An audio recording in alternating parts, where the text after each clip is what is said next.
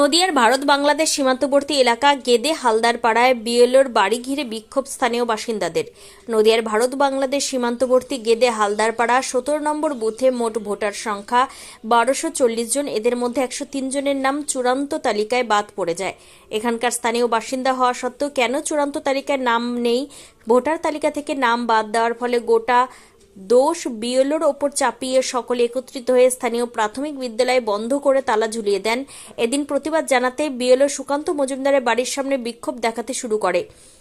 স্থানীয় বাসিন্দাদের দাবি, প্রথম পর্যায়ে সংশোধন করার জন্য আমাদের শুনানিতে ডাকা হয়, যাবতীয় কাগজপত্র নথি জমা ও দেওয়া হয়।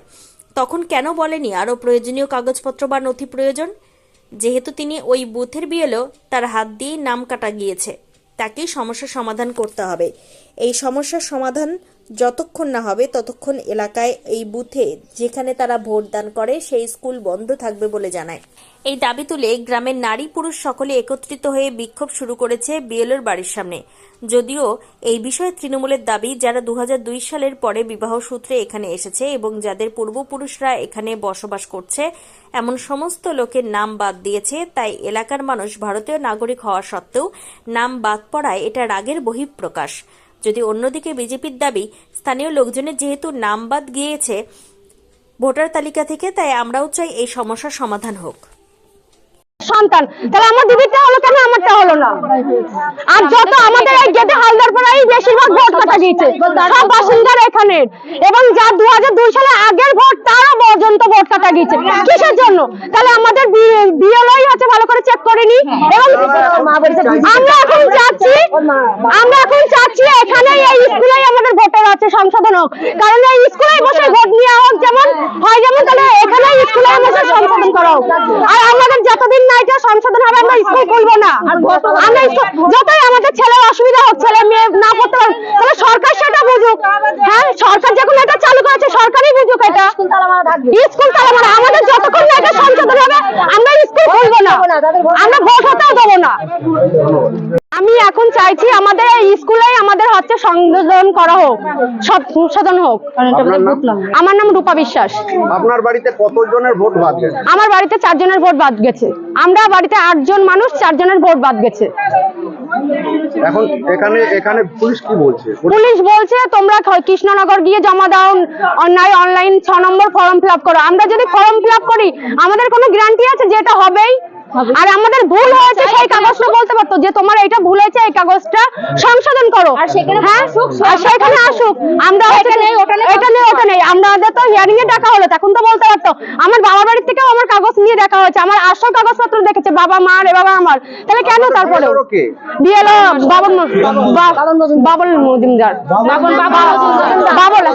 মজুমদার সে বাড়িতেই আছে, সে ঘরের ভিতরেই আছে, সে বেরোচ্ছে না। আমরা তার বাড়িতেও গেছিলাম, সে কোনো কথাই বলছে না। এবং তার বউ আমাদেরকে হুমকি দিচ্ছে, পুলিশের হুমকি দিচ্ছে যে পুলিশ হচ্ছে আসবে, আপনারা অশিক্ষিত। কেন আমরা অশিক্ষিত? আমরা তো কাগজপত্র জমা দিয়েছিলাম, আমাদের ভোটটা যেতে থাকে।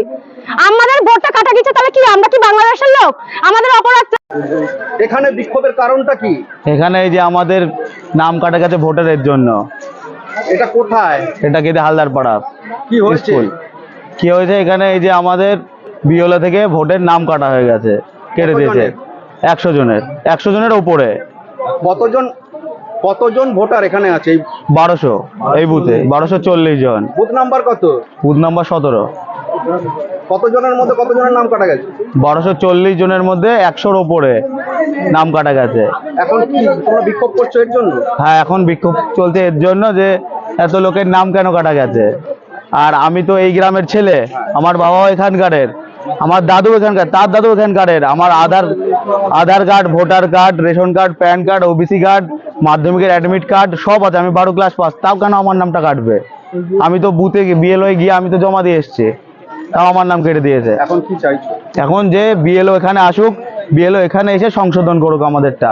আমরা আর বিএলওতে যাব না। কতবার যাবে একটা মানুষ বিএলওতে? সবারই তো কাজ কাম আছে না। তোমাদের এই বিএলও কে? বিএলও আমাদের সুকান্ত মজুমদার। সে কোথায়? সে বাড়িতে বসে আছে এখন। তোমার নাম? আমার নাম রনি বিশ্বাস।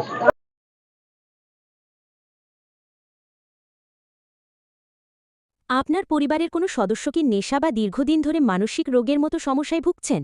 স্থায়ী সমাধান পেতে চান? তাহলে আজই চলে আসুন গঙ্গারামপুর পুনর্জন্ম নেশামুক্তি কেন্দ্র কালদিঘি হিমঘরের পাশে। এখানে নেশা, মানসিক রোগের চিকিৎসা, পুনর্বাসন, মেডিটেশন, যোগব্যায়াম, কাউন্সেলিং ও ডাক্তারের পরামর্শ দিয়ে রোগীকে সুস্থ করে তোলা হয়। আপনার প্রিয়জনকে সঠিক পথে ফিরিয়ে আনতে সর্বদা পাশে আছে গঙ্গারামপুর পুনর্জন্ম ডি অ্যাডিকশন সেন্টার এবং চ্যারিটেবল ট্রাস্ট। আমাদের ঠিকানা দক্ষিণ দিনাজপুর, গঙ্গারামপুর, কালদিঘি হিমঘরের পাশে। যোগাযোগ 8670149220।